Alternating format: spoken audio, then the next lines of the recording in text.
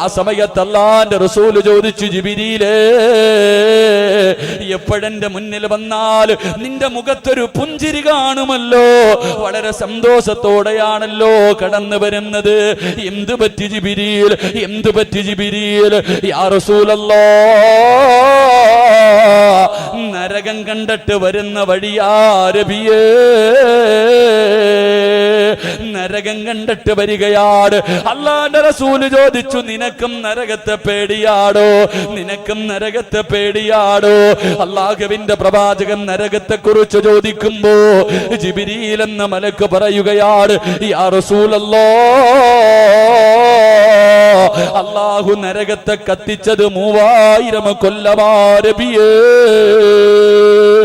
അല്ലാഹു നരകത്തെ കത്തിച്ചത് 1 കൊല്ലമല്ല, 2 കൊല്ലമല്ല, 1000 വർഷമല്ല, 3000 വർഷമാണ് അല്ലാഹു നരകത്തെ കത്തിച്ചത്. അല്ലാഹുവിന്റെ പ്രവാചകരോട് ജിബ്രീൽ എന്ന മലക്ക് പറഞ്ഞു കൊടുക്കുമ്പോ എന്റെ പ്രിയപ്പെട്ട ചെറുപ്പക്കാരെ ചിന്തിക്കും, ഉസ്താദ്, വീട്ടിൽ കത്തിച്ചു വച്ചിരിക്കുന്ന വിളക്കുണ്ടല്ലോ, അതിന്റെ ചുവട്ടിൽ ഞങ്ങളുടെ കൈ കൊണ്ടെന്ന് വെച്ചാ ഈ ശരീരം കരിഞ്ഞു പോകുമല്ലോ, ഈ ശരീരം കരിഞ്ഞു പോകുമല്ലോ. പിന്നെ എങ്ങനെയാ ഉസ്താദ് 3000 കൊല്ലം കത്തിച്ച നരകത്തിൽ ഞങ്ങളെ കൊണ്ട് വലിച്ചെറിഞ്ഞാൽ? അല്ലാഹുവേ, വിളക്കിന്റെ ചുവട്ടിലേക്ക് പറന്നു വരുന്ന പ്രാണി കരിയുന്നത് പോലെ ഞങ്ങളുടെ ശരീരം കരിയുമല്ലോ. അല്ലാഹുവിന്റെ പ്രവാചകരോട് ജിബ്രീൽ എന്ന മലക്ക് കരഞ്ഞുകൊണ്ട് പറയുകയാണ്, യാ റസൂലല്ലാഹ്, നരകത്തിൽ കിടക്കുന്ന മനുഷ്യന്റെ ശരീരത്തിന്റെ അവസ്ഥ എന്തെന്നറിയുമോ? എന്റെ ചെറുപ്പക്കാരാ, ഈ ശരീരമല്ല പൊന്നുമോരെ, നരകത്തിൽ കിടക്കുന്ന മനുഷ്യന്റെ ശരീരം എങ്ങനെയല്ല, ഇത് അല്ലാഹു അങ്ങ് മാറ്റിമറിക്കുകയാണ്. റസൂലുള്ളാഹി തങ്ങളോട് ജിബ്രീൽ പറയുന്നു, നബിയേ, നരകത്തിൽ കിടക്കുന്ന മനുഷ്യന്റെ പിൻഭാഗത്തിന്റെ വലിപ്പമറിയുമോ? കസേരയിൽ ഇരിക്കുന്നവരാണല്ലോ, കസേരയിൽ ഇരിക്കുന്നവരാണല്ലോ, നിന്റെ പിൻഭാഗത്തിന്റെ വലിപ്പം എത്രയുണ്ട് ചെറുപ്പക്കാരാ? അല്ലാഹുവിന്റെ റസൂല് പറയുകയാണ്, നരകത്തിൽ കിടക്കുന്ന മനുഷ്യന്റെ പിൻഭാഗത്തിന്റെ വലിപ്പമുണ്ടല്ലോ, മാ ബൈന മക്കാ വൽ മദീന.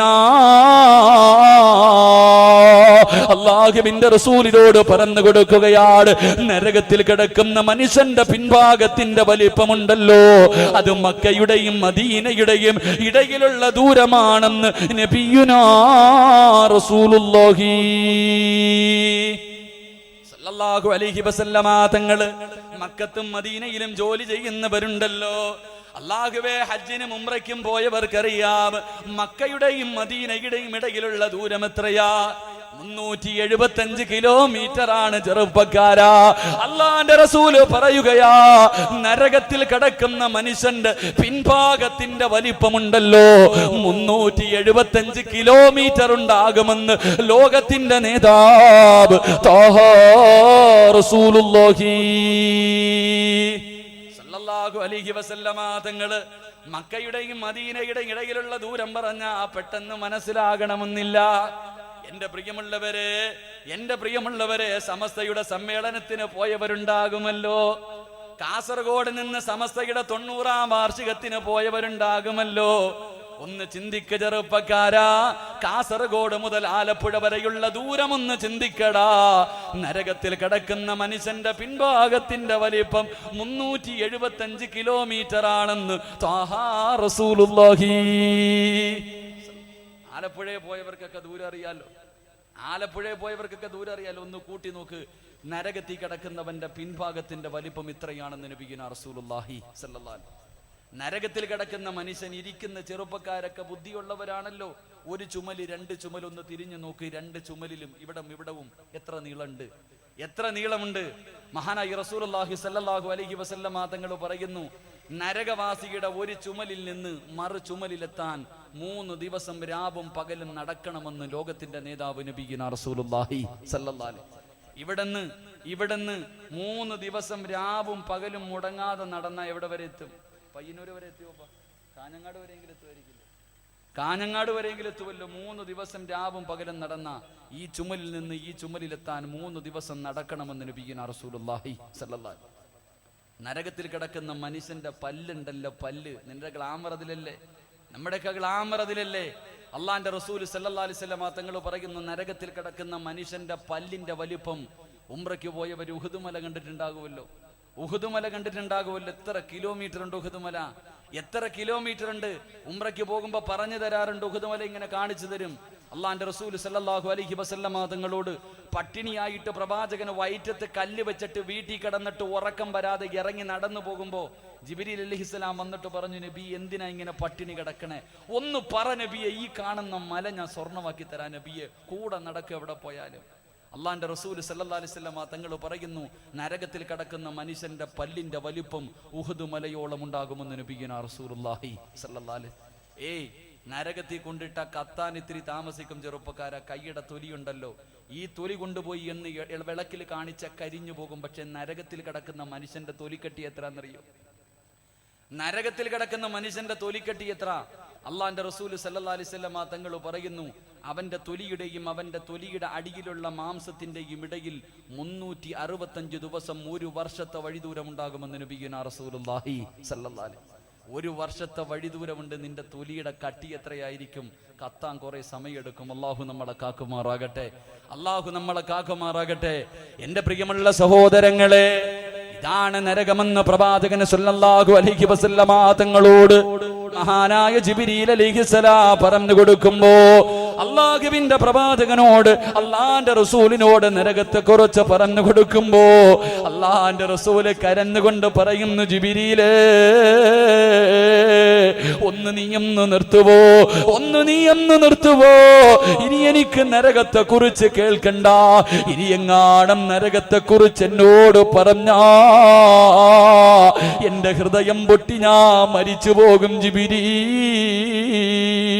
അള്ളാഹുവിന്റെ പ്രവാചകരോട് നരകത്തെ കുറിച്ച്, നരകത്തെ കണ്ടിട്ട് വന്ന് വിശദീകരിക്കുമ്പോ അള്ളാന്റെ റസൂല് പറയുന്നു, പറയല്ലേ പറയല്ലേ പറയല്ലേ, അത് താങ്ങാനുള്ള കഴിവെനിക്കില്ല.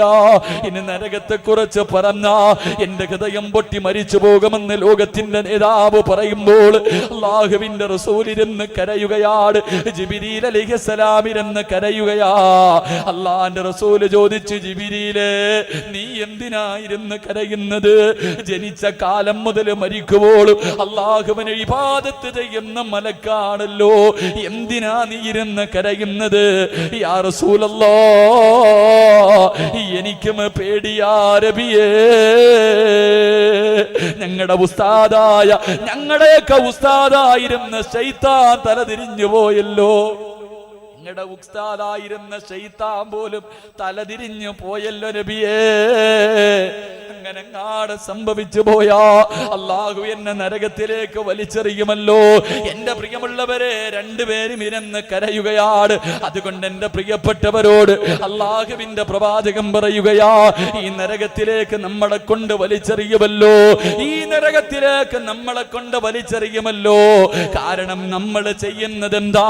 രാവിലെ ഉറക്കപ്പായിൽ നിന്ന് എഴുന്നേറ്റ് ഇന്ന് പാതിരാത്രി ഈ സ്വർഗത്തിൽ വന്നിരിക്കുന്നതിന്റെ ഇടയില് കണ്ണുകൊണ്ട് നോക്കിയത് പാപമാണ്, നാവ് കൊണ്ട് പറഞ്ഞത് പാപമാണ്, ചെവി കൊണ്ട് കേട്ടത് പാപമാണ്, കൈ കൊണ്ട് പിടിച്ചത് പാപമാണ്, കാലുകൊണ്ട് നടന്നത് പാപത്തിലേക്കാണ്, ഹൃദയം കൊണ്ട് ചിന്തിച്ചത് പോലും പാപമാണ്. ഓരോ ദിവസവും കോടാരി കോടി അപരാധങ്ങൾ ചെയ്യുന്ന ഞാനും നിങ്ങളുമുണ്ടല്ലോ. നമ്മളെ നരകത്തിൽ നിന്ന് രക്ഷപ്പെടാൻ കഴിയുവോ? ആ നരകത്തിൽ നിന്ന് രക്ഷപ്പെടാൻ കഴിയുവോ? പ്രവാചകൻ തന്റെ അനുചരന്മാരോട് നരകത്തെ കുറിച്ച് പറഞ്ഞു കൊടുക്കുമ്പോ റസൂലുള്ളാഹിന്റെ മുന്നിലിരുന്ന് കരയുകയാണ്. തേങ്ങലിന്റെ ശബ്ദമല്ലാതെ മറ്റൊന്നും കേൾക്കാറില്ല, പൊട്ടിക്കരയുന്ന ശബ്ദമല്ലാതെ ഒന്നും പ്രവാചകന്റെ മുന്നിൽ കേൾക്കുന്നില്ല. ആ സമയത്ത് അല്ലാഹുവിന്റെ റസൂല് പറയുന്നു, സഹാബോ, ഈ നരകത്തിന്റെ തീക്കകത്ത് നിന്ന് രക്ഷപ്പെടടോ, ഈ നരകത്തിന്റെ തീക്കകത്ത് നിന്ന് രക്ഷപ്പെടടോ. അല്ലാഹുവിന്റെ റസൂല് പറയുകയാണ്, മൂന്ന് വിഭാഗം ആൾക്കാര് അവരുടെ ശരീരം നരകത്തിന്റെ തീക്കകത്തേക്ക് വലിച്ചെറിഞ്ഞ നരകം അല്ലാഹുവോട് പറയുമല്ലോ, ഈ മനുഷ്യന്റെ ശരീരത്ത് ഞാൻ തൊടൂല. മൂന്ന് വിഭാഗം ആൾക്കാരുണ്ടല്ലോ, അവരുടെ ശരീരം നരകത്തിലെങ്ങാണം വലിച്ചെറിഞ്ഞ നരകം അല്ലാഹുവോട് പറയും, റബ്ബേ, ഈ മനുഷ്യന്റെ ശരീരത്ത് ഞാൻ തൊടൂല എന്ന് നരകം പറയുമെന്ന് ത്വാഹ റസൂലുള്ളാഹി സ്വല്ലല്ലാഹു അലൈഹി വസല്ലം. അല്ലാഹു ആ വിഭാഗത്തിൽ ഉൾപ്പെടുത്തി അനുഗ്രഹിക്കുമാറാകട്ടെ.